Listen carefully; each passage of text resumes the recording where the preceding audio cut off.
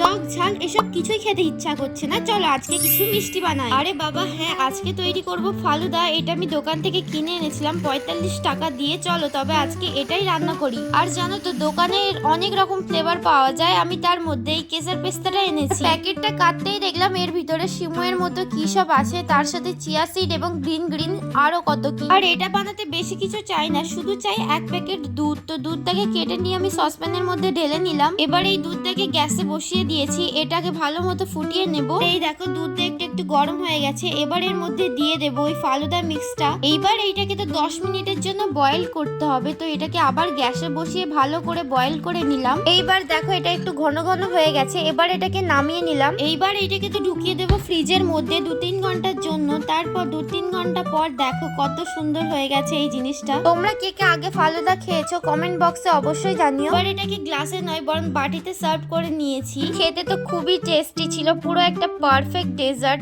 চাইলে তোমরাও বানাতে পারো। তবে আজকের মতো আসি, বাই।